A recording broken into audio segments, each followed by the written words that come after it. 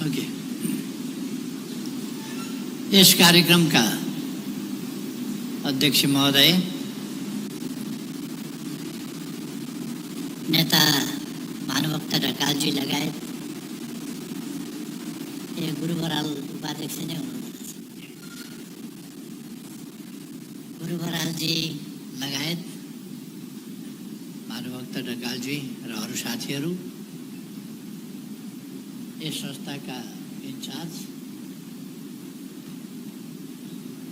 सबै महानुभावहरू र पदाधिकारी एवं सम्पूर्ण सहभागी साथीहरू, दाजुभाइ तथा दिदीबहिनीहरू,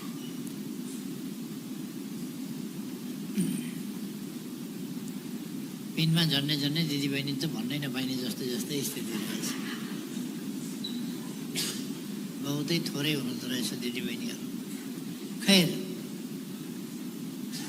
सबभन्दा पहिले त म पिनको यस 10औं महाधिवेशनको पूर्ण र भव्य सफलताका लागि हार्दिक शुभकामना व्यक्त गर्न चाहन्छु। यस अधिवेशनले आजका देशका विकास सम्बन्धी जल्दा बल्दा समस्याहरूको सन्दर्भमा गम्भीर छलफल गर्नेछ र यसलाई कसरी अगाडि बढाउने अब आगामी दिनमा भन्ने कुरा पनि छलफल गर्नेछ। यो एउटा पाटो हो।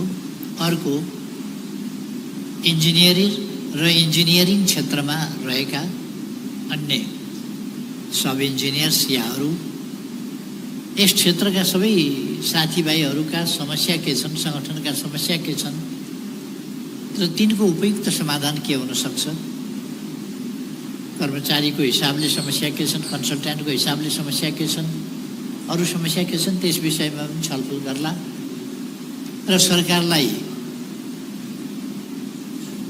जानकारी गराउला मैले विश्वास गरेको छु। र हामी यति बेला सरकारको नीति कार्यक्रम तथा बजेट निर्माण गर्दैछौँ। यति बेला तपाईहरूले विकासको सन्दर्भमा र खास गरी इन्जिनियरिङ सेक्टरबाट गरिने कामहरूको सन्दर्भमा र सरकारले यस क्षेत्रमा गर्नुपर्ने कामहरूको सन्दर्भमा नीति निर्माणको तहमा, कार्यक्रम र योजनाहरू तर्जुमाको तहमा तपाईहरूका इन्जिनियरिङको एस्पेक्टबाट, तपाईहरूका अनुभवहरूबाट कहाँनेरि कमी देखिएको छ, देश विकासको सन्दर्भमा, भौतिक पूर्वाधारहरूको सन्दर्भमा, निर्माण कार्यहरूको सन्दर्भमा अथवा आइटीको सेक्टरमा, कम्प्युटर इन्जिनियरिङको सेक्टरमा हामीले डिजिटल नेपाल भनेका छौँ। डिजिटल नेपाल कसरी प्रभावकारी ढङ्गले बनाउन सकिन्छ, नेपाललाई डिजिटलाइज गरेर, सेवालाई डिजिटलाइज गरेर कसरी अधिकतम ज्यादाभन्दा ज्यादा जनतालाई अधिकतम सुविधा कसरी पुर्याउन सकिन्छ, यी विषयहरूमा पनि तपाईहरूले सुझाव दिनुहुनेछ भन्ने मैले विश्वास लिएका छु। हामीले समृद्ध नेपाल, सुखी नेपालीको राष्ट्रिय आकांक्षालाई साकार पार्ने सङ्कल्प बोकेका छौँ। केही मानिसहरू यस कुरालाई सफल पार्न नदिनका लागि लागेका छन्। त्यो स्वाभाविक पनि हो, विरोधीहरू लाग्छ। यद्यपि वैधानिक प्रतिपक्ष, संवैधानिक प्रतिपक्षको भूमिका यथार्थपरक र रचनात्मक हुनुपर्ने हो। तर त्यस्तो भइरहेको छैन, त्यस्तो भइरहेको देखिँदैन। कसरी सरकार वा आफू बाहेक अरूलाई कसरी बदनाम गर्न सकिन्छ, कसरी सत्यलाई ढाक्न सकिन्छ, झुटलाई फैलाउन सकिन्छ, यस्ता कुराहरूमा उहाँहरू बहुतै सक्रिय देखिनुहुन्छ। म त्यतापट्टि जान चाहन्न र त्यस्ता कुराहरूमा धेरै हलमलिन पनि चाहन्न। हामीले देशको विकास गर्नुपर्नेछ। अनावश्यक कुराहरूमा हामीलाई ड्र्याग गर्न खोज्छन्, हलमल्याउन खोज्छन्, अल्झाउन खोज्छन्, हाम्रो ध्यान डाइभर्ट गर्न खोज्छन् विषयबाट। त्यो हुन हामी तयार छैनौँ। हामी आफ्ना विषयमा केन्द्रित हुन्छौँ, आफ्ना काममा केन्द्रित हुन्छौँ र आफ्ना देश विकासका लागि तय गरिएका लिएका नीतिहरू कसरी प्रभावकारी ढङ्गले र छिटो कार्यान्वयन गर्ने, त्यस कुरामा हाम्रो ध्यान रहेको छ। देश 46 सालको परिवर्तनपछि एउटा तीव्र विकासको बाटोमा अगाडि बढ्दै गएको छ र यो पछिल्लो समयमा सबै साथीहरूले अनुभव गरेको कुरा हो भन्ने ठान्छु होइन। म प्रधानमन्त्री हुँदा महाभूकम्प गएर देश ठिलठिलिएको थियो, थला परेको स्थिति थियो। त्यसबाट हामीले देशलाई बिल्ड बेटरको नाराका साथ त्यसमा कर्मीहरू यहाँहरू नै हुनुहुन्छ जसले त्यस स्थितिको सामना गर्न सबभन्दा अगाडि फ्रन्टमा बसेर लडेको थियो। त्यो कुरा यहाँहरूलाई थाहा छ। सँगसँगै हामीले नयाँ कामहरू पनि त्यति बेला एकातिर पुनर्निर्माणको काम हामीले गऱ्यौँ, अर्कातिर विकासका लागि पहिले पूर्वाधार आवश्यक छ। पूर्वाधार निर्माण नगरिकन विकास गर्न सकिँदैन। त्यसकारण हामीले पूर्वाधारमा जोड दियौँ, कनेक्टिभिटीमा जोड दियौँ। बाटा, पुल, झोलुङ्गे पुल, केबल कार, हवाई यातायात आदि कुराहरू।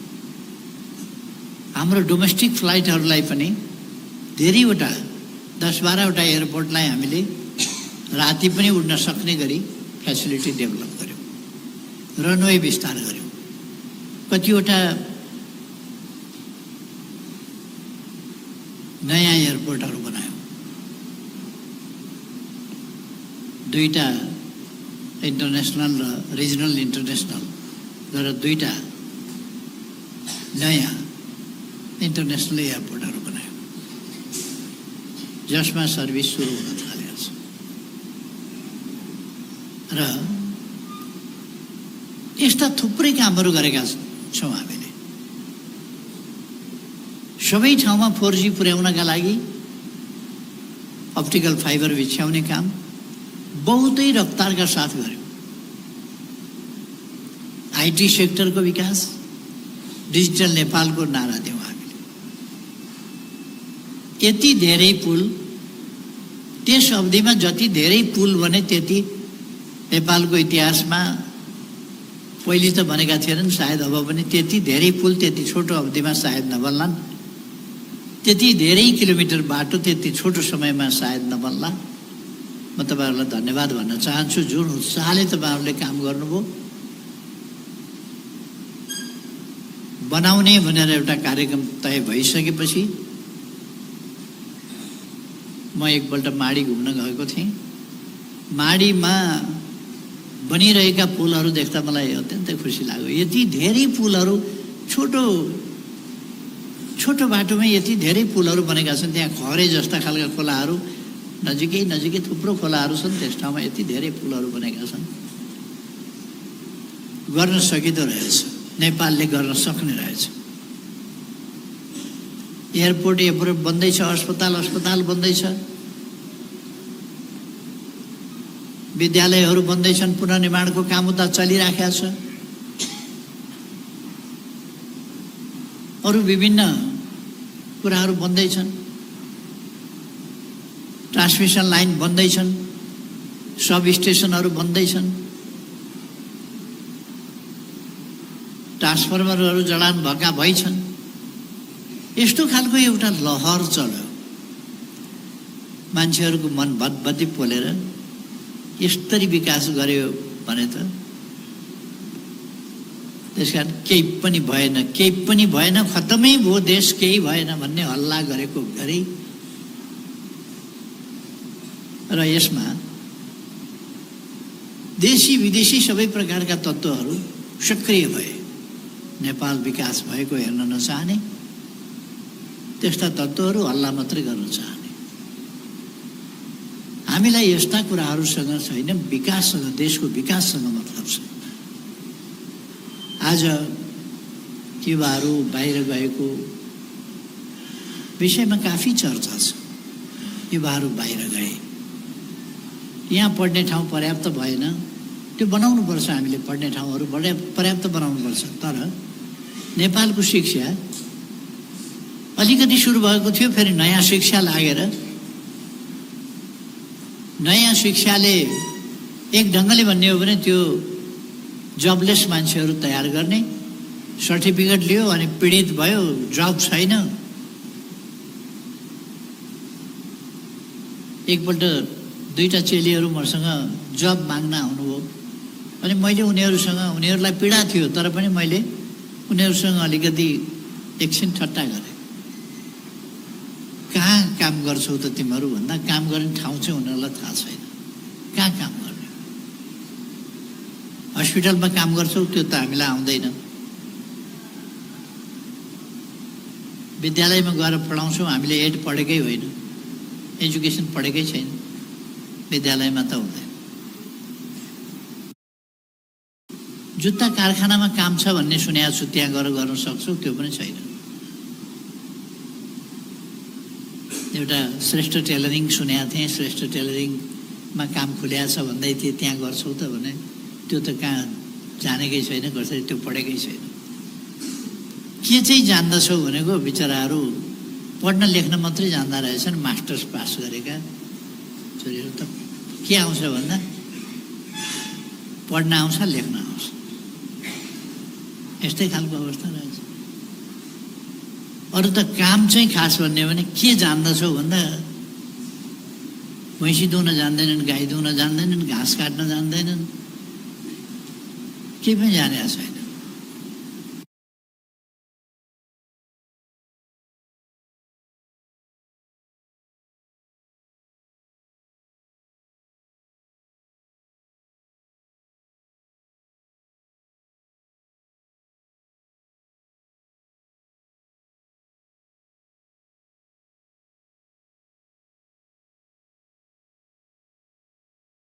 ड्राइभिङ पनि आउँदैन, गाडी देख्या बाबु अर्काले चलायो, बसमा हिँड्या भरमा कसरी सिक्नु? अथवा एजुकेसन यस्तो भयो, जीवनसँग चाहिने कुरासँग, विकाससँग, निर्माणसँग, केहीसँग जोडिएकै छैन। कुर्सीमा बसेर टेबलमा राखेर यसो कागज लेख्ने मात्रै आउँछ। त्यो काम चाहिँ कति ठाउँमा पाइन्छ त? क्लर्कियल काम कति ठाउँमा पाइन्छ? त्यसर्थ यस्तो शिक्षामा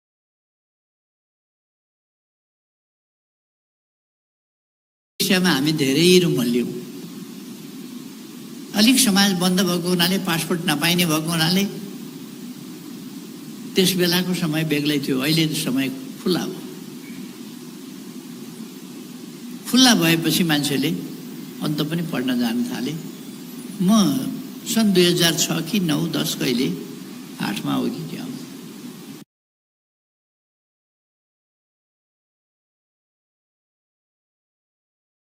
जर्मनी पुगेका थिएँ। त्यहाँ पुग्दा चाइनिज विद्यार्थीहरू मात्रै 50,000 जर्मनीमा पढ्दा रहेछ।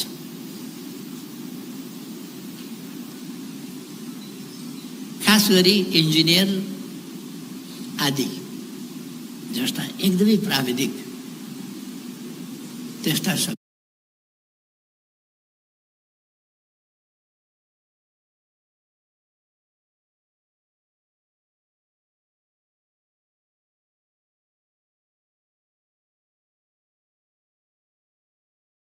अलिक हाम्रो पैसा बाहिर गयो भन्ने चिन्ता हो।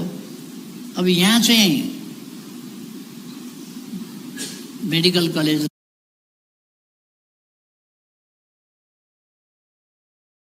लाई पढाउने ठाउँ त्यो कोटा दिन नहुने, स्वीकृति दिन नहुने, काठमाडौँभित्र 10 वर्ष कि कतिलाई त के दिनै नपाइने,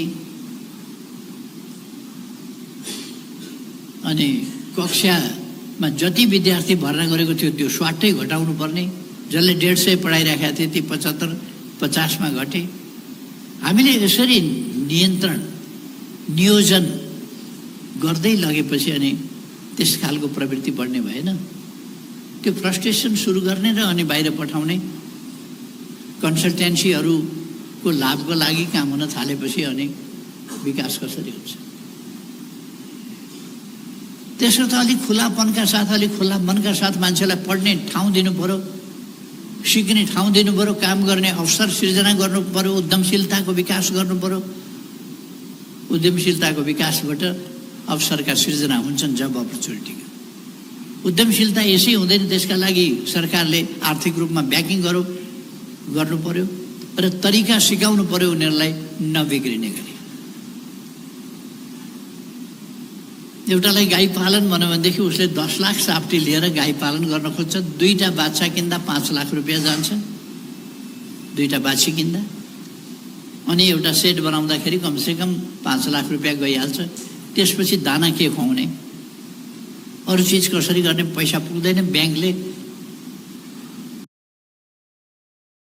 तिम्रो धरौटी जफ्त गर्छु भन्न थाल्छ, धरौटी बिना पैसा दिँदैन। धरौटी राख्ने कसैसँग केही हुँदैन। त्यस कारण धरौटीलाई होइन, प्रोजेक्टलाई लोन दिने हेरेर, र प्रोजेक्ट डुबोस् कि नडुबोस् मतलब नराख्ने होइन, डुब्नु हुँदैन प्रोजेक्ट। स्टार्टअपहरू किन 90% जति 85-90% स्टार्टअपहरू किन फेल भएका छन् भन्ने आँकडा निस्किन्छ भने त्यसमा रेखदेख भएको छैन र पुरा कुरा उनीहरूलाई गाइड गरिएको छैन।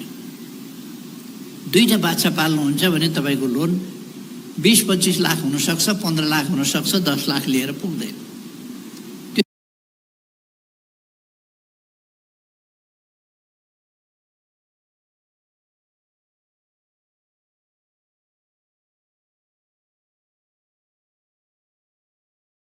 हामीले बताउनुपर्छ, यसपछि यो खर्च हुन्छ।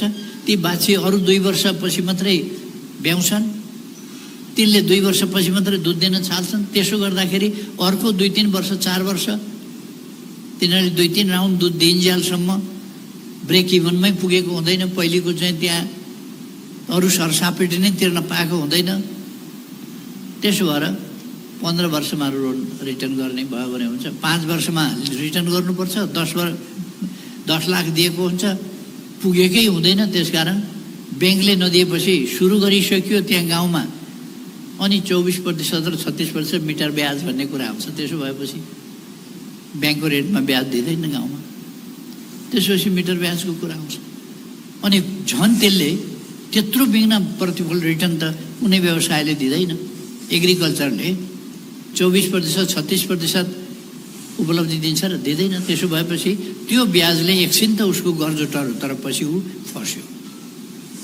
यो सबै कुरा बताएर ब्याङ्कले सहयोग गरेर, सरकारले सहयोग गरेर सहुलियत दरमा ऋण दिने खालको 4%, 5%, 6%मा ऋण दिने र पुग्दो ऋण दिने, किस्तामा जति बढाउँदै लान्छ त्यति ऋण दिने, र जब रिटर्न गर्ने समय हुन्छ त्यो यति बेला मात्रै रिटर्न हुनसक्छ भन्ने क्यालकुलेसन गरेर त्यस बेलासम्म उसलाई तङ नगर्ने, उसलाई जोगाउने ढङ्गले काम गर्ने, त्यो तरिका चाहिन्छ। बलियो भरपर्दो निर्माण, राम्ररी सोइल टेस्ट गरेर त्यो कति गहिरोसम्म त्यसको जगलाई के भन्छ त्यसलाई कति लानुपर्ने हो, त्यसका लागि आधुनिक के विधि के प्रविधि अपनाउनु पर्ने हो। यसरी हाम्रा विकासका कामहरूमा अत्याधुनिक टेक्नोलोजीको प्रयोग र त्यस टेक्नोलोजीको प्रयोगबाट बलिया भरपर्दा खालका टिकाउ खालका संरचनाहरूको निर्माण गर्ने। अब अहिले हाम्रोमा रेट्रोफिटिङको खुब चलेको छ।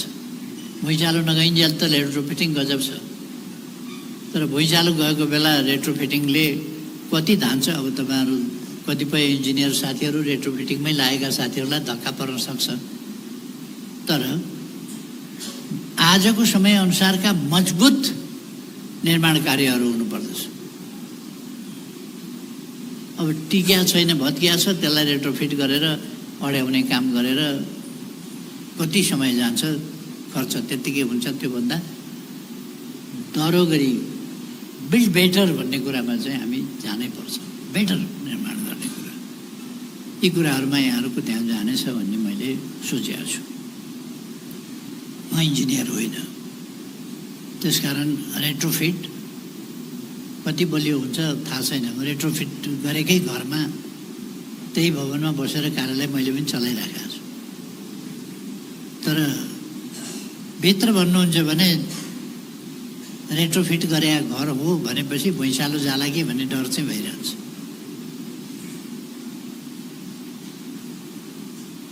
अब अहिले पनि हाम्रो देश त बहुत फ्रेजाइल खालको छ।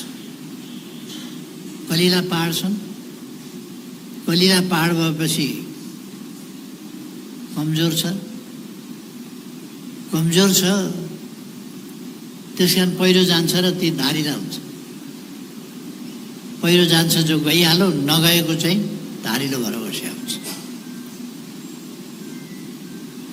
अब धारिलोमा बनाएको बाटो, धारिलामा बनाएका घर भवन फेरि पहिरो जान्छ, फेरि भत्किन्छ। यो हाम्रो समस्या छ। अलिकति भुइँचालो गयो भने के भत्किन्छ, के भत्किन्छ, सोचेको नसोचेको भत्किन्छ। त्यसकारण सुरक्षित ठाउँमा निर्माण कार्य, बसोबास आदि र इन्जिनियर साथीहरूले पनि राम्ररी हेरेर त्यो भूबनोट मात्रै होइन, त्यहाँको भौगर्भिक स्थिति के छ, भूगर्भिक स्थिति, ती समेत कुराहरूलाई सबैलाई ख्याल गरेर त्यहाँ बनाउन हुन्छ कि हुँदैन, अडान लिनुपर्छ, हुँदैन भने यहाँ हुँदैन, यो पहिरो जान सक्छ, भत्किन सक्छ। भिर छ, त्यसका टुप्पामा अलिकति समथर छ भने त्यहाँ घर बनायो, त्यो त भत्किने ठाउँ हो। र जनताको जीवनलाई हामीले अत्यन्त धेरै महत्त्व दिनुपर्दछ। त्यहीँ हुर्किनुपर्छ बालबच्चाहरू, त्यहीँ ढुक्काले खेल्न पाउनुपर्छ, ढुक्काले हुर्किन पाउनुपर्छ।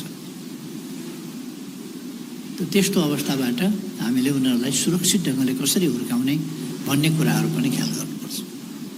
प्राय देख्छु विद्यालयहरू भिरका टुप्पामा बनाएको हुन्छ, किन फालिया जमिन त्यहीँ हुन्छ अनि त्यहीँ बनाएको हुन्छ, अन्त जमिनै हुँदैन। विद्यालयहरू भिरका टुप्पामा, खोलाका किनारमा, खतरा ठाउँमा विद्यार्थीहरूको दिउँसो स्कुल जाने हो, यताउता भयो भने खुर्रा भागिहाल्छन् भन्ने हुन्छ। भाग्दा के हुन्छ भन्ने त यहाँ हामीले सिस्नेरीमा हेऱ्यौँ नि त। विद्यालय छँदैछ, विद्यालयबाट असुरक्षित हुनसक्छ भनेर भगाउँदाखेरि बाटैमा माथिबाट अर्को पहिरो झरेर गर्ने।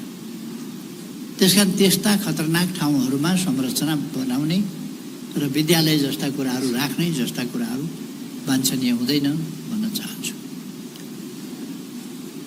हामी कानुन निर्माणको पनि सिलसिलामा छौँ। कानुन निर्माणबाट देशको विकासका लागि आवश्यक पर्ने कानुनहरूको कस्तो नयाँ कानुन थप्नुपर्ने वा के कस्ता कानुनहरू रचना गर्नुपर्ने छ, ती कुराहरू यहाँहरूको सिफारिस आओस्। हामी कानुन निर्माण गरेर अगाडि जान तयार छौँ। त्यसै गरेर तपाईँहरूको संस्थाका लागि र कर्मचारीहरूका लागि, इन्जिनियरहरूका लागि अथवा इन्जिनियरिङ सेक्टरमा काम गर्ने अरू सबैका लागि के कस्ता कानुनहरूको निर्माण परिमार्जन आवश्यक छ, त्यस कुरामा पनि सुझाव आओस्। सरकारले त्यसमा पनि ध्यान दिनेछ। अब देश बनाउनु छ, बन्छ, हामी बनाउँछौँ हाम्रो देश। कामका लागि केही युवाहरू बाहिर गएका छन्, यहाँ काम एउटा नपाएर एउटा अलिकति यहाँ गर्ने आइडिया नभएर पनि होला।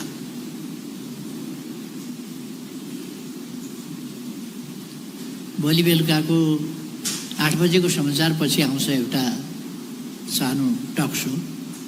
त्यसमा छपिया भन्ने भैरवाभन्दा पश्चिम, लुम्बिनीभन्दा पूर्व एउटा गाउँ छ। त्यो खासै उल्लेखनीय केही पनि नभएको गाउँ हो। अहिले 1400 हेक्टर जतिमा मैले एउटा कृषिको आधुनिकीकरण भन्ने कार्यक्रम चलाएको थिएँ, जसमा सुपर जोन, जोन, ब्लक र पकेट भनेर 4वटा ठुला र अलिक साना, अलिक साना र अलिक साना कलेक्टिभ रूपमा ठुलो मात्राको उत्पादन गर्ने त्यो अभियान चलाएको थिएँ। त्यस अन्तर्गत 1400 हेक्टरमा अहिले मत्स्य पालन छ। त्यो गाउँले उत्पादन कति गर्छ त त्यहाँ भन्दा 1000 लाखको कुरा, करोडको कुरा गर्दैन, अरबको कुरा गर्छन्।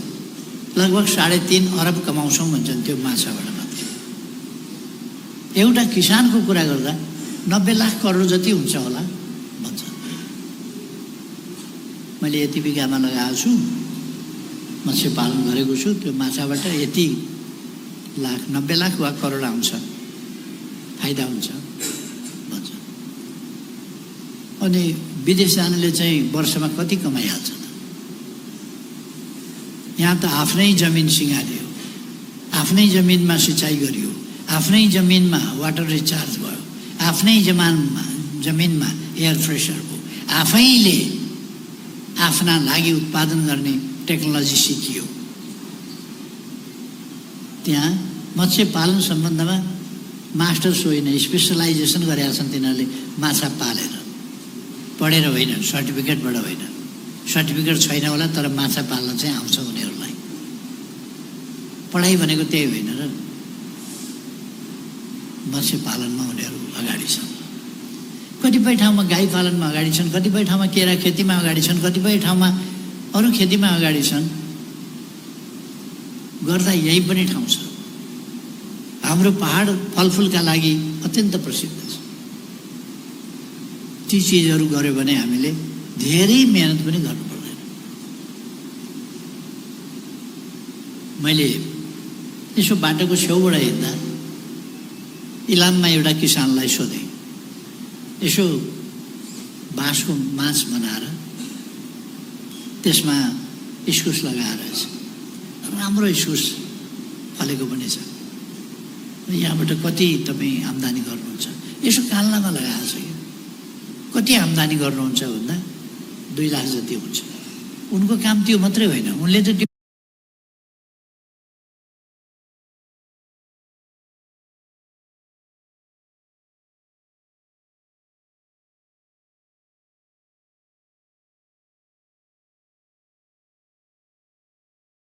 फालिएको ठाउँमा इस्कुस लगाएका छन् र 2 लाख कमाउँछ। त्योदेखि पर्तिर भिरपट्टि चाहिँ भिरालो जमिन, काम नलाग्ने सुखा जमिनमा अमृसो लगाएका छन्, त्यसबाट अर्को आम्दानी हुन्छ। अर्को ठाउँमा अर्को चिज लगाएको छ, अर्को ठाउँमा अर्को चिज लगाएको छ। र एउटा किसानले कमसेकम 2 लाख कमायो भने पनि महिनामा 16,000 भन्दा बढी कमायो। अर्कोबाट त्यसै गरेर निकाल्दा उसले 50,000 या त्योभन्दा बढी, एउटा अफिसरको बराबर वा त्योभन्दा बढी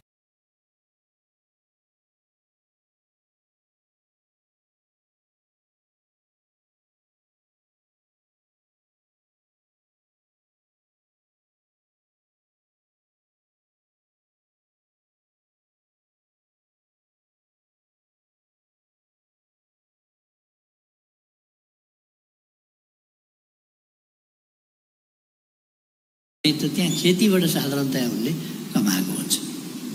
इस्कुसलाई दिनेपछि पानी हाल्नु पर्ने पनि होइन, दिनेपछि सुमसुम्याउनु पर्ने पनि होइन।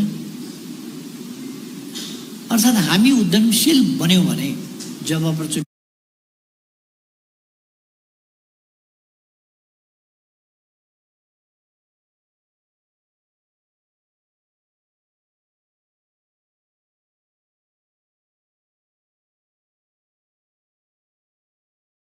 निक्लिँदा रहेछन्, आम्दानी हुँदो रहेछ। हामी केही गर्छौँ भन्ने भावना राख्यौँ भने यस कुरामा इन्जिनियरहरू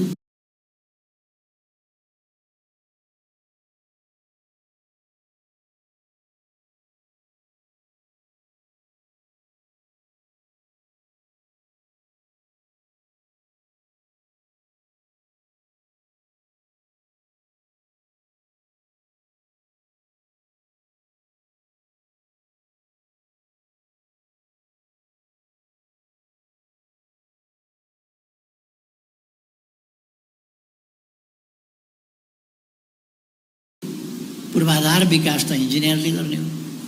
बिना पूर्वाधारको विकास त्यसले बजार पाउँदैन, अरू कुरा हुँदैन। त्यसकारण विकास उम्रिन, बढ्न, फल्न फुल्नका लागि पूर्वाधार चाहिन्छ, जुन कुरा यहाँहरूसँग सम्बन्धित छ।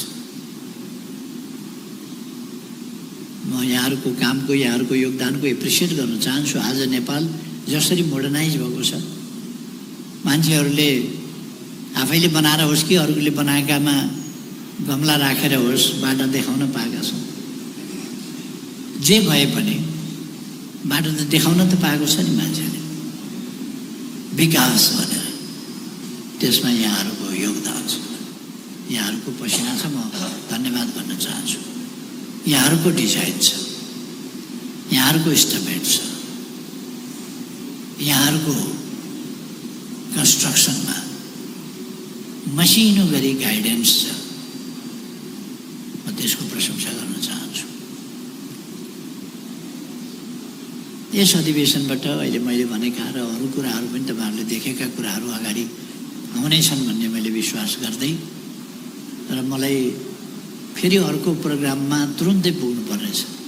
त्यसकारण यहाँ पनि केही मिनट ढिले भइहाल्यो, अर्को ठाउँमा फेरि केही मिनट ढिले हुन्छ। त यो गर्दा गर्दै भ्यालै हुन्छ हाम्रो। त्यसो भएर अब म धेरै समय नलिउँ। म यहाँहरूलाई धेरै धेरै शुभकामना भन्न चाहन्छु। सबैको स्वास्थ्य राम्रो होस्, सबै सफल हुनुहोस्। सफलताको निम्ति धेरै धेरै शुभकामना। तपाईँहरूको सुकीर्ति सुयश फैलियोस्। धन्यवाद।